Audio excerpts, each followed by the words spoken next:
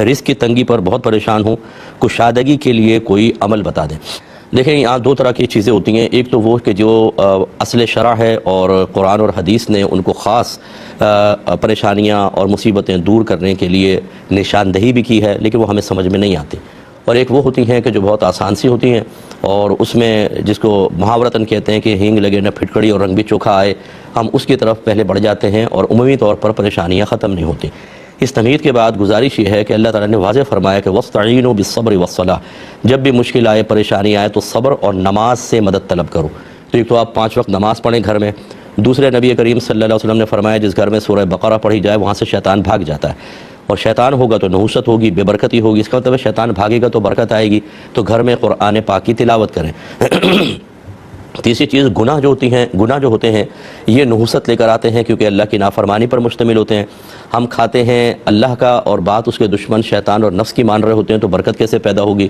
لہٰذا ضروری علم دین سیکھ کر اس کی روشنی میں اپنا احتساب کر کے خود کو صغیرہ کبیرہ ظاہری باطنی گناہوں سے بچانا، یہ گھر میں برکت کے لیے بہترین چیزیں ہوتی ہیں۔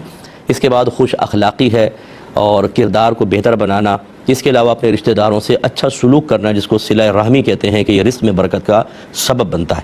لیکن جیسے میں نے عرض کیا کہ یہ کام ہمیں بہت مشکل لگتے ہیں، کون نماز پڑھے، کون قرآن پاک، تو ہم کہتے ہیں کوئی وظیفہ دے دیں، بس یہ سب سے آسان چیز ہوتی ہے کہ وظیفہ دیں، نہ نماز پڑھیں، نہ روزہ، نہ اللہ کی مانیں، نہ رسول کی مانیں، نہ قرآن پہ چلیں، نہ حدیث پر چلیں، اور ایک دم ہمارے گھروں کے اوپر سونا برسنا شروع ہو جائے۔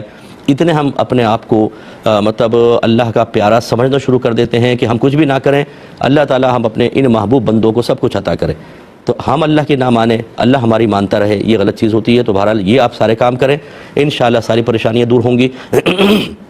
ساتھ میں یہ گزارش کر دیتا ہوں کہ جب بھی آپ گھر میں داخل ہوں تو سیدھا قدم رکھ کر داخل ہوں اور بسم اللہ الرحمن الرحیم پڑھ کر داخل ہوں۔